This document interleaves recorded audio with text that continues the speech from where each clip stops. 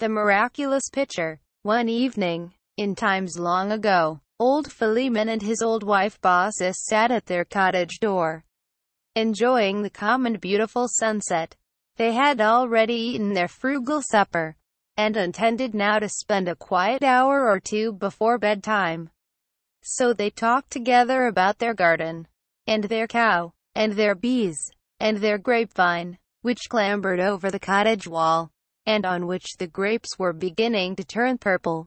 But the rude shouts of children, and the fierce barking of dogs, in the village near at hand, grew louder and louder, until, at last, it was hardly possible for Baucis and Philemon to hear each other speak.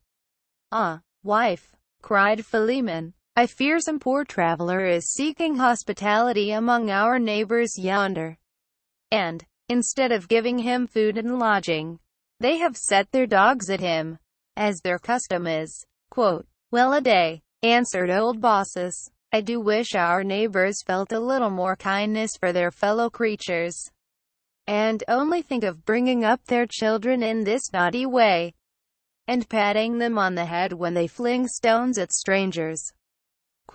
"Those children will never come to any good," said Philemon, shaking his white head. "To tell you the truth, wife, I should not wonder if some terrible thing were to happen to all the people in the village, unless they mend their manners.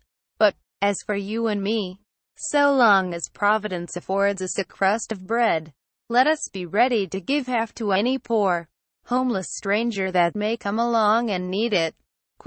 "That's right, husband," said Baucis, "so we will." "These old folks, you must know, were quite poor, and had to work pretty hard for a living. Old Philemon toiled diligently in his garden, while Baucis was always busy with her distaff, or making a little butter and cheese with their cow's milk, or doing one thing and another about the cottage. Their food was seldom anything but bread, milk, and vegetables, with sometimes a portion of honey from their beehive, and now and then a bunch of grapes that had ripened against the cottage wall. But they were two of the kindest old people in the world, and would cheerfully have gone without their dinners any day, rather than refuse a slice of their brown loaf, a cup of new milk, and a spoonful of honey, to the weary traveler who might pause before their door. They felt as if such guests had a sort of holiness, and that they ought, therefore, to treat them better and more bountifully than their own selves. Their cottage stood on a rising ground, at some short distance from a village, which lay in a hollow valley, that was about half a mile in breadth. This valley, in past ages, when the world was new, had probably been the bed of a lake. There fishes had glided to and fro in the depths, and water weeds had grown along the margin, and trees and hills had seen their reflected images in the broad and peaceful mirror. But, as the waters subsided, men had cultivated the soil, and built houses on it, so that it was now a fertile spot, and bore no traces of the ancient lake, except a very small brook, which meandered through the midst of the village, and supplied the inhabitants with water. The valley had been dry land so long that oaks had sprung up, and grown great and high, and perished with old age, and been succeeded by others, as tall and stately as the first. Never was there a prettier or more fruitful valley. The very sight of the plenty around them should have made the inhabitants kind and gentle, and ready to show their gratitude to Providence by doing good to their fellow creatures. But, we are sorry to say, the people of this lovely village were not worthy to dwell in a spot on which heaven had smiled so beneficently. They were a very selfish and hard-hearted people, and had no pity for the poor, nor sympathy with the homeless. They would only have laughed, had anybody told them that human beings owe a debt of love to one another, because there is no other method of paying the debt of love and care which all of us owe to Providence. You will hardly believe what I am going to tell you. These naughty people taught their children to be no better than themselves, and used to clap their hands, by way of encouragement, when they saw the little boys and girls run after some poor stranger. shouting at his heels, and pelting him with stones. They kept large and fierce dogs, and whenever a traveler ventured to show himself in the village street, this pack of disagreeable curs scampered to meet him, barking, snarling, and showing their teeth. Then, they would seize him by his leg, or by his clothes, just as it happened, and if he were ragged when he came, he was generally a pitiable object before he had time to run away. This was a very terrible thing to poor travelers, as you may suppose, especially when they chanced to be sick, or feeble, or lame, or old. Such persons, if they once knew how badly these unkind people, and their unkind children and curs, were in the habit of behaving, would go miles and miles out of their way, rather than try to pass through the village again. What made the matter seem worse, if possible, was that when rich persons came in their chariots, or riding on beautiful horses, with their servants in rich liveries attending on them, nobody could be more civil and obsequious than the inhabitants of the village. They would take off their hats, and make the humblest bows you ever saw. If the children were rude, they were pretty certain to get their ears boxed. And as for the dogs, if a single cur in the pack presumed to yelp, his master instantly beat him with a club, and tied him up without any supper. This would have been all very well, only it proved that the villagers cared much about the money that a stranger had in his pocket, and nothing whatever for the human soul, which lives equally in the beggar and the prince. So now you can understand why old Philemon spoke so sorrowfully, when he heard the shouts of the children and the barking of the dogs. At the farther extremity of the village street, there was a confused din, which lasted a good while, and seemed to pass quite through the breadth of the valley. "I never heard the dogs so loud," observed the good old man, "nor the children so rude," answered his good old wife. They sat shaking their heads, one to the other, while the noise came nearer and nearer, until, at the foot of the little eminence on which their cottage stood, they saw two travelers approaching on foot. Close behind them came the fierce dogs, snarling at their very heels. A little farther off ran a crowd of children, who sent up shrill cries, and flung stones at the two strangers, with all their might. Once or twice, the younger of the two men, he was a slender and very active figure, turned about and drove back the dogs with a staff which he carried in his hand. His companion, who was a very tall person, walked calmly along as if disdaining to notice either the naughty children or the pack of curs, whose manners the children seemed to imitate. Both of the travelers were very humbly clad, and looked as if they might not have money enough in their pockets to pay for a night's lodging. And this, I am afraid, was the reason why the villagers had allowed their children and dogs to treat them so rudely.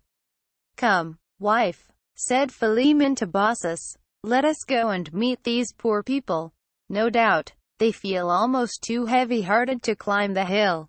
"Go you and meet them," answered Baucis, "while I make haste within doors, and see whether we can get them anything for supper. A comfortable bowl of bread and milk would do wonders towards raising their spirits." Accordingly, she hastened into the cottage. Philemon, on his part, went forward, and extended his hand with so hospitable an aspect that there was no need of saying what. Nevertheless he did say, in the heartiest tone imaginable, "Welcome, strangers, welcome." "Thank you," replied the younger of the two, in a lively kind of way, notwithstanding his weariness and trouble. "This is quite another greeting than we have met with yonder in the village. Pray, why do you live in such a bad neighborhood?" Observed old Philemon, with a quiet and benign smile. "Providence put me here, I hope, among other reasons, in order that I may make you what amends I can for the inhospitality of my neighbors." "Well said, old father," cried the traveler, laughing, "and, if the truth must be told, my companion and myself need some amends. Those children, the little rascals, have bespattered us finely with their mud balls, and one of the curs has torn my cloak, which was ragged enough already. But I took him across the muzzle with my staff, and I think you may have heard him yelp, even thus far off." Quote, Philemon was glad to see him in such good spirits. Nor, indeed, would you have fancied, by the traveler's look and manner, that he was weary with a long day's journey.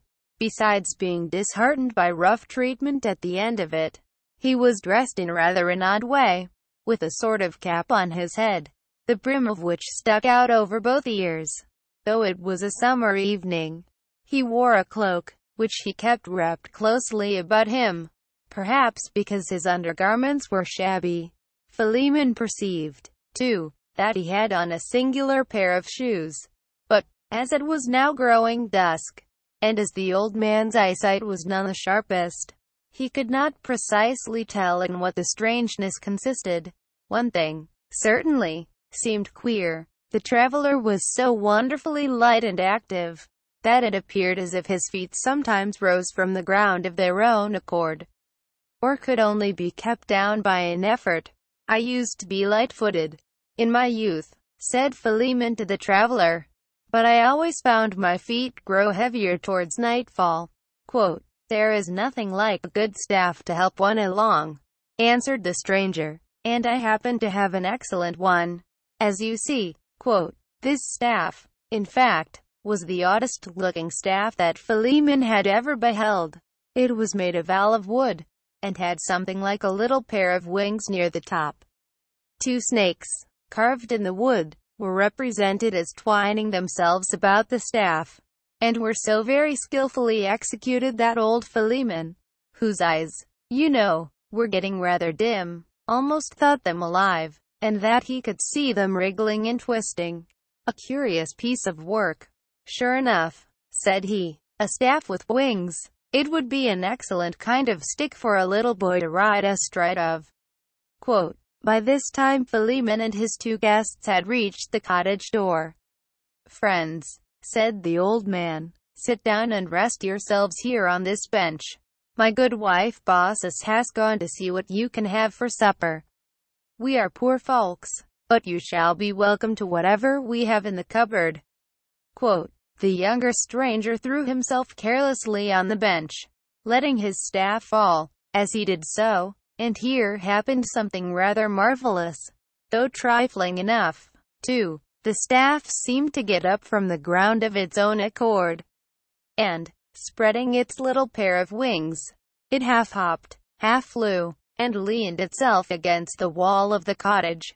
There it stood quite still, except that the snakes continued to wriggle.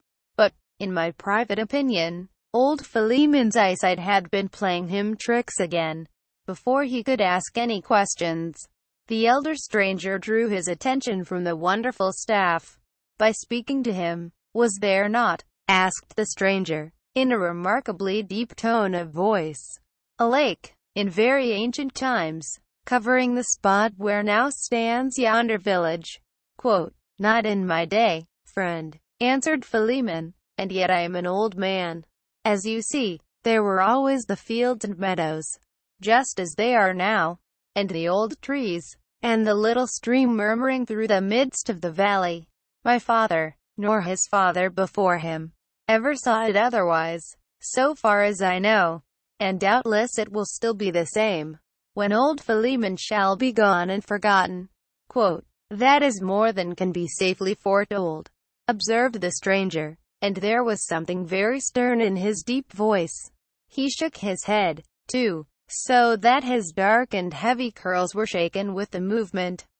"Since the inhabitants of yonder village have forgotten the affections and sympathies of their nature, it were better that the lake should be rippling over their dwellings again."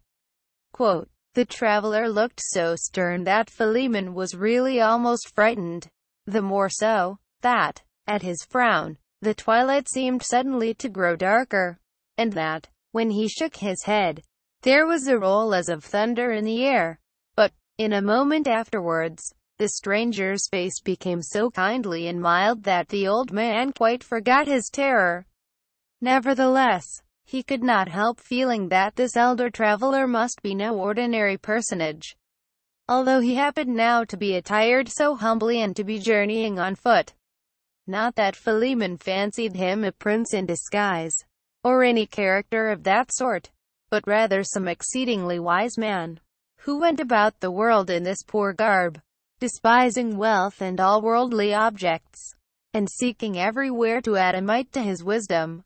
This idea appeared the more probable, because, when Philemon raised his eyes to the stranger's face, he seemed to see more thought there, in one look, than he could have studied out in a lifetime. While Baucis was getting the supper, the travelers both began to talk very sociably with Philemon. The younger, indeed, was extremely loquacious, and made such shrewd and witty remarks that the good old man continually burst out a-laughing, and pronounced him the merriest fellow whom he had seen for many a day.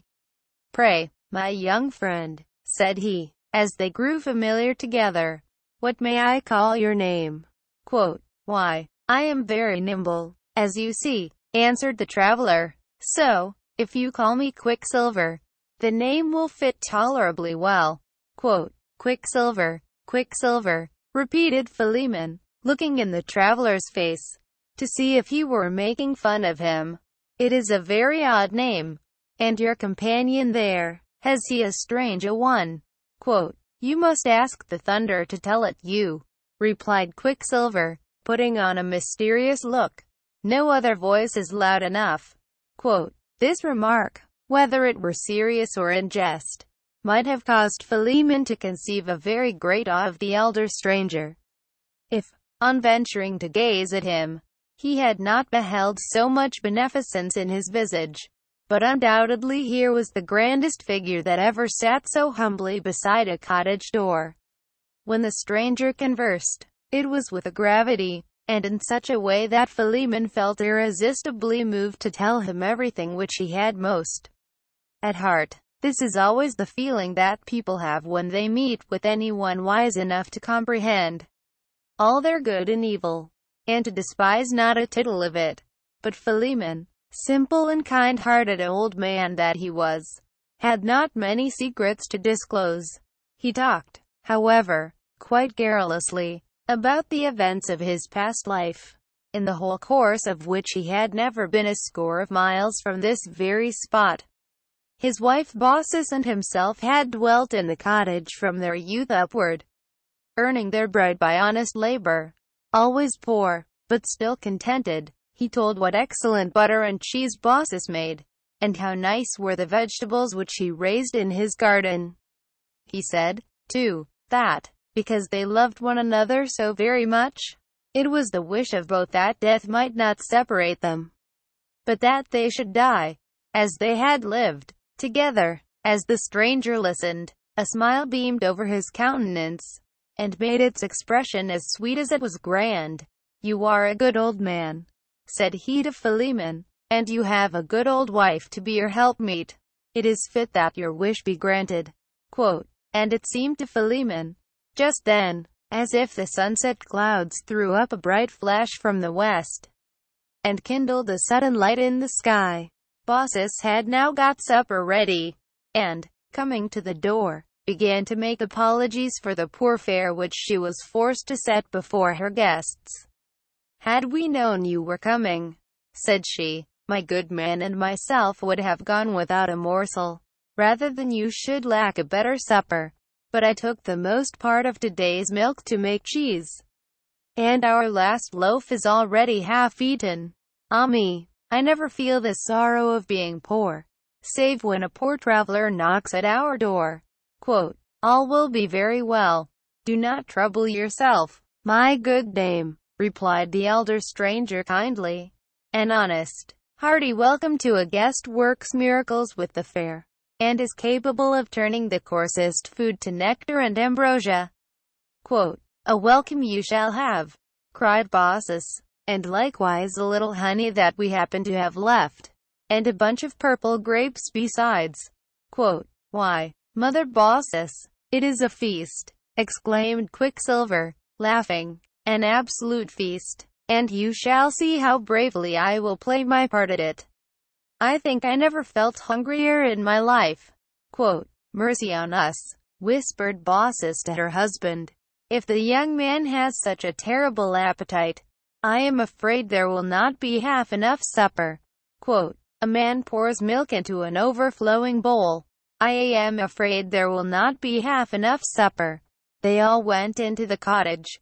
And now, my little auditors, shall I tell you something that will make you open your eyes very wide? It is really one of the oddest circumstances in the whole story. Quicksilver's staff, you recollect, had set itself up against the wall of the cottage. Well, when its master entered the door, leaving this wonderful staff behind, what should it do but immediately spread its little wings, and go hopping and fluttering up the doorsteps. Tap, tap, went the staff, on the kitchen floor, nor did it rest until it had stood itself on end, with the greatest gravity and decorum, beside Quicksilver's chair. Old Philemon, however, as well as his wife, was so taken up in attending to their guests that no notice was given to what the staff had been about. As Baucis had said, there was but a scanty supper for 2 hungry travelers. In the middle of the table was the remnant of a brown loaf, with a piece of cheese on one side of it, and a dish of honeycomb on the other. There was a pretty good bunch of grapes for each of the guests. A moderately sized earthen pitcher, nearly full of milk, stood at a corner of the board, and when Baucis had filled 2 bowls, and set them before the strangers, only a little milk remained in the bottom of the pitcher. Alas, it is a very sad business, when a bountiful heart finds itself pinched and squeezed among narrow circumstances. Poor Baucis kept wishing that she might starve for a week to come, if it were possible, by so doing, to provide these hungry folks a more plentiful supper.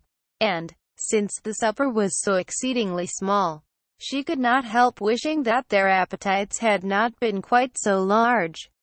Why, at their very first sitting down, the travelers both drank off all the milk in their 2 bowls, at a draught. "A little more milk, kind Mother Baucis, if you please," said Quicksilver. "The day has been hot, and I am very much athirst."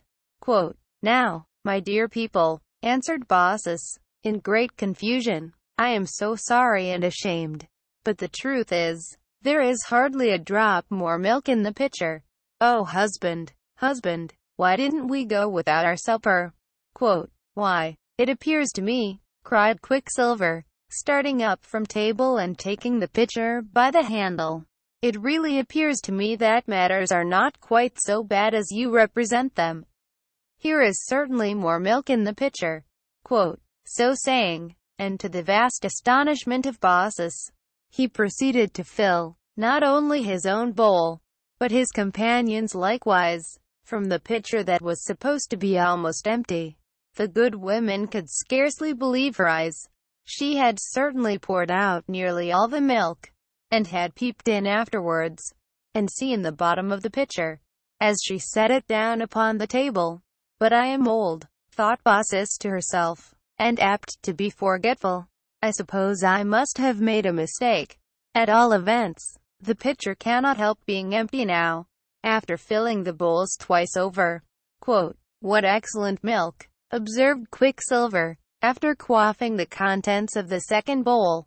"Excuse me, my kind hostess, but I must really ask you for a little more." Quote, now Baucis had seen, as plainly as she could see anything, that Quicksilver had turned the pitcher upside down, and consequently had poured out every drop of milk, in filling the last bowl. Of course, there could not possibly be any left.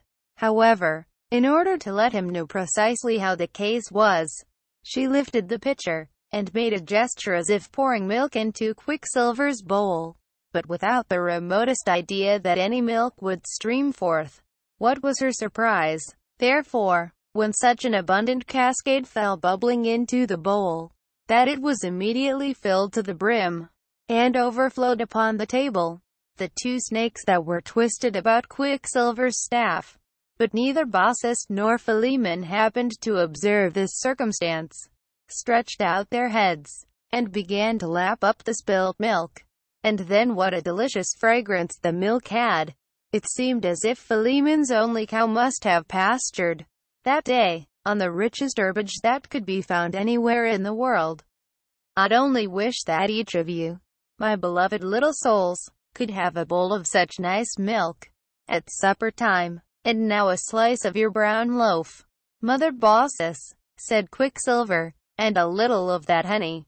Baucis cut him a slice accordingly, and though the loaf, when she and her husband ate of it, had been rather too dry and crusty to be palatable, it was now as light and moist as if but a few hours out of the oven.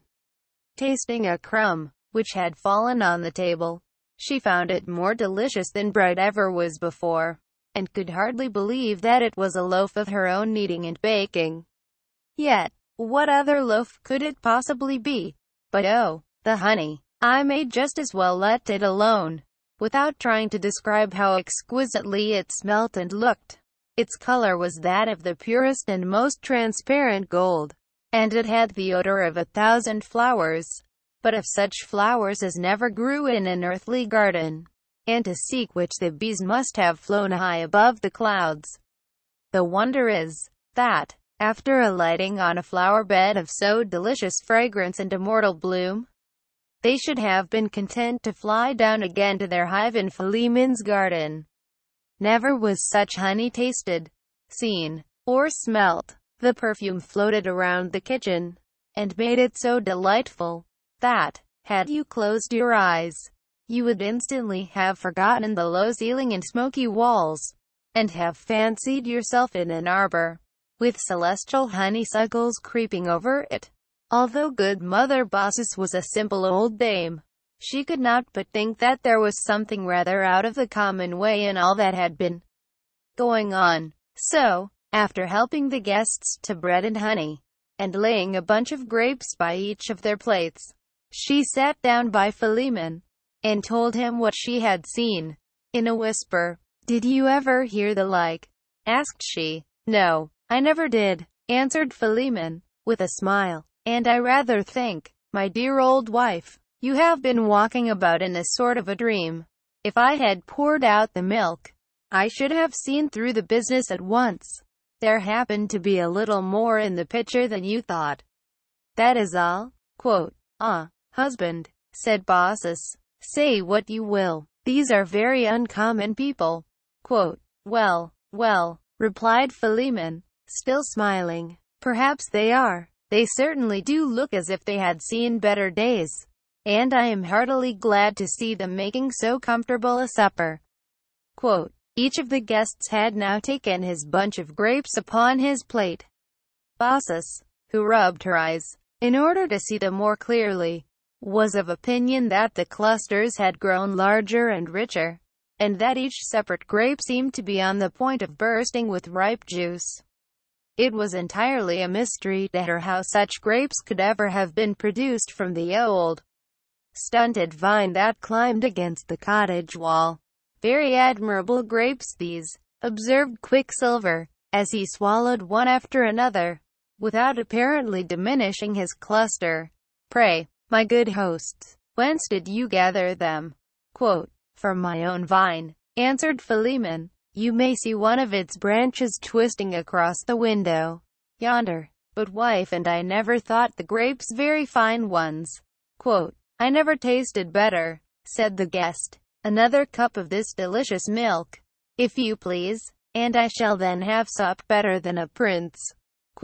This time, old Philemon bestirred himself, and took up the pitcher, for he was curious to discover whether there was any reality in the marvels which Baucis had whispered to him. He knew that his good old wife was incapable of falsehood, and that she was seldom mistaken in what she supposed to be true.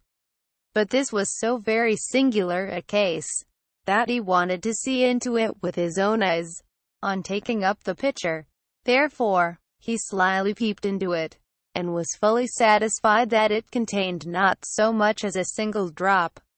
All at once, however, he beheld a little white fountain, which gushed up from the bottom of the pitcher, and speedily filled it to the brim with foaming and deliciously fragrant milk. It was lucky that Philemon, in his surprise, did not drop the miraculous pitcher from his hand. "Who are ye, wonder-working strangers?" cried he, even more bewildered than his wife had been. "Your guests, my good Philemon, and your friends," replied the elder traveler, in his mild, deep voice, that had something at once sweet and awe-inspiring in it. "Give me likewise a cup of the milk, and may your pitcher never be empty for kind Baucis and yourself, any more than for the needy wayfarer." The supper being now over, the strangers requested to be shown to their place of repose. The old people would gladly have talked with them a little longer, and have expressed the wonder which they felt, and their delight at finding the poor and meager supper prove so much better and more abundant than they hoped. But the elder traveler had inspired them with such reverence that they dared not ask him any questions. And when Philemon drew Quicksilver aside, and inquired how under the sun a fountain of milk could have got into an old earthen pitcher, this latter personage pointed to his staff. "There is the whole mystery of the affair," quoth Quicksilver, "and if you can make it out, I'll thank you to let me know. I can't tell what to make of my staff. It is always playing such odd tricks as this, sometimes getting me a supper, and, quite as often, stealing it away. If I had any faith in such nonsense, I should say the stick was bewitched." He said no more, but looked so slyly in their faces, that they rather fancied he was laughing at them. The magic staff went hopping at his heels, as Quicksilver quitted the room.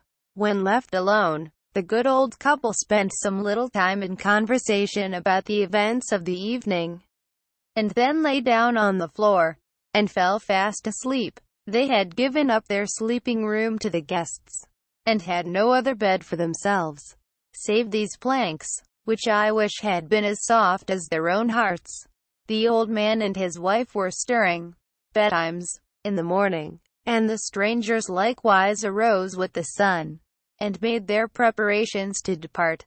Philemon hospitably entreated them to remain a little longer, until Baucis could milk the cow, and bake a cake upon the hearth, and, perhaps, find them a few fresh eggs for breakfast. The guests, however, seemed to think it better to accomplish a good part of their journey before the heat of the day should come on. They, therefore, persisted in setting out immediately, but asked Philemon and Baucis to walk forth with them a short distance, and show them the road which they were to take. So they all four issued from the cottage, chatting together like old friends. It was very remarkable, indeed, how familiar the old couple insensibly grew with the elder traveler, and how their good and simple spirits melted into his, even as 2 drops of water would melt into the illimitable ocean. And as for Quicksilver, with his keen, quick, laughing wits, he appeared to discover every little thought that but peeped into their minds, before they suspected it themselves. They sometimes wished, it is true, that he had not been quite so quick-witted, and also that he would fling away his staff, which looked so mysteriously mischievous, with the snakes always writhing about it. But then, again, Quicksilver showed himself so very good-humored, that they would have been rejoiced to keep him in their cottage, staff, snakes, and all, every day, and the whole day long. "Ah me, well a day," exclaimed Philemon, when they had walked a little way from their door. "If our neighbors only knew what a blessed thing it is to show hospitality to strangers, they would tie up all their dogs, and never allow their children to fling another stone." It is a sin and shame for them to behave so, that it is, cried good old Baucis vehemently, and I mean to go this very day, and tell some of them what naughty people they are. "I fear," remarked Quicksilver, slyly smiling, "that you will find none of them at home." The elder traveler's brow, just then, assumed such a grave, stern, and awful grandeur, yet serene withal, that neither Baucis nor Philemon dared to speak a word. They gazed reverently into his face, as if they had been gazing at the sky. When men do not feel towards the humblest stranger as if he were a brother, said the traveler, in tones so deep that they sounded like those of an organ, they are unworthy to exist on earth, which was created as the abode of a great human brotherhood. Quote, and, by the by, my dear old people, cried Quicksilver, with the liveliest look of fun and mischief in his eyes, where is this same village that you talk about? On which side of us does it lie? Methinks I do not see it hereabouts. Quote, Philemon and his wife turned towards the valley, where, at sunset, only the day before, they had seen the meadows, the houses, the gardens, the clumps of trees, the wide, green margined street, with children playing in it, and all the tokens of business, enjoyment, and prosperity. But what was their astonishment? There was no longer any appearance of a village. Even the fertile vale, in the hollow of which it lay, had ceased to have existence. In its stead, they beheld the broad, blue surface of a lake, which filled the great basin of the valley from brim to brim, and reflected the surrounding hills in its bosom with as tranquil an image as if it had been there ever since the creation of the world. For an instant, the lake remained perfectly smooth. Then a little breeze sprang up, and caused the water to dance, glitter, and sparkle in the early sunbeams, and to dash, with a pleasant rippling murmur, against the hither shore. The lake seemed so strangely familiar, that the old couple were greatly perplexed, and felt as if they could only have been dreaming about a village having lain there. But, the next moment, they remembered the vanished dwellings, and the faces and characters of the inhabitants, far too distinctly for a dream. The village had been there yesterday, and now was gone. Alas, cried these kind-hearted old people, what has become of our poor neighbors? Quote, they no longer exist as men and women, said the elder traveler, in his grand and deep voice, while a roll of thunder seemed to echo it at a distance. There was neither use nor beauty in such a life as theirs, for they never softened or sweetened the hard lot of mortality by the exercise of kindly affections between man and man. They retained no image of the better life in their bosoms. Therefore, the lake, that was of old, has spread itself forth again, to reflect the sky. Quote, and as for those foolish people, said Quicksilver, with his mischievous smile, they are all transformed to fishes. There needed but little change, for they were already a scaly set of rascals, and the coldest-blooded beings in existence. So, kind Mother Baucis, whenever you or your husband have an appetite for a dish of broiled trout, he can throw in a line, and pull out half a dozen of your old neighbors. Quote, cried Baucis shuddering, I would not, for the world, put one of them on the gridiron. Quote, no, added Philemon, making a wry face, we could never relish them. Quote, as for you, good Philemon, continued the elder traveler, and you, kind Baucis, you, with your scanty means, have mingled so much heartfelt hospitality with your entertainment of the homeless stranger, that the milk became an inexhaustible fount of nectar, and the brown loaf and the honey were ambrosia. Thus, the divinities have feasted, at your board, off the same viands that supply their banquets on Olympus. You have done well, my dear old friends. Wherefore, request whatever favor you have most at heart, and it is granted. Quote, Philemon and Baucis looked at one another, and then, I know not which of the two it was who spoke, but that one uttered the desire of both their hearts. Let us live together, while we live, and leave the world at the same instant, when we die, for we have always loved one another. Quote, be it so, replied the stranger, with majestic kindness. Now, look towards your cottage. Quote, they did so, but what was their surprise on beholding a tall edifice of white marble, with a wide open portal, occupying the spot where their humble residence had so lately stood. "There is your home," said the stranger, beneficently smiling on them both. "Exercise your hospitality in yonder palace as freely as in the poor hovel to which you welcomed as last evening." Quote, "The old folks fell on their knees to thank him. But, behold, neither he nor Quicksilver was there. So Philemon and Baucis took up their residence in the marble palace, and spent their time, with vast satisfaction to themselves, in making everybody jolly and comfortable who happened to pass that way." The milk pitcher, I must not forget to say, retained its marvelous quality of being never empty, when it was desirable to have it full. Whenever an honest, good-humored, and free-hearted guest took a draught from this pitcher, he invariably found it the sweetest and most invigorating fluid that ever ran down his throat.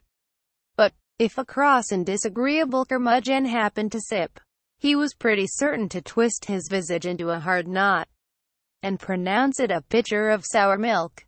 Thus the old couple lived in their palace a great while, and grew older and older, and very old indeed. At length, however, there came a summer morning when Philemon and Baucis failed to make their appearance. As on other mornings, with one hospitable smile overspreading both their pleasant faces, to invite the guests of overnight to breakfast, the guests searched everywhere, from top to bottom of the spacious palace, and all to no purpose. But, after a great deal of perplexity, they espied, in front of the portal, two venerable trees, which nobody could remember to have seen there the day before. Yet there they stood, with their roots fastened deep into the soil, and a huge breadth of foliage overshadowing the whole front of the edifice. One was an oak, and the other a linden tree. Their boughs, it was strange and beautiful to see, were intertwined together, and embraced one another, so that each tree seemed to live in the other tree's bosom much more than in its own. While the guests were marveling how these trees, that must have required at least a century to grow, could have come to be so tall and venerable in a single night, a breeze sprang up, and set the intermingled boughs astir, and then there was a deep, broad murmur in the air, as if the two mysterious trees were speaking. "I am old Philemon," murmured the oak. "I am old Baucis," murmured the linden tree. But, as the breeze grew stronger, the trees both spoke at once. "Philemon, Baucis, Baucis, Philemon," quote, as if one were both and both were one, and talking together in the depths of their mutual heart. It was plain enough to perceive that the good old couple had renewed their age, and were now to spend a quiet and delightful 100 years or so. Philemon as an oak, and Baucis as a linden tree, and oh, what a hospitable shade did they fling around them! Whenever a wayfarer paused beneath it, he heard a pleasant whisper of the leaves above his head, and wondered how the sound should so much resemble words like these: "Welcome, welcome, dear traveler, welcome," quote, and some kind soul, that knew it would have pleased old Baucis and old Philemon best, built a circular seat around both their trunks, where, for a great while afterwards, the weary, and the hungry, and the thirsty used to repose themselves, and quaff milk abundantly from the miraculous pitcher. And I wish, for all our sakis, that we had the pitcher here now. Back to Classic Stories, Maine.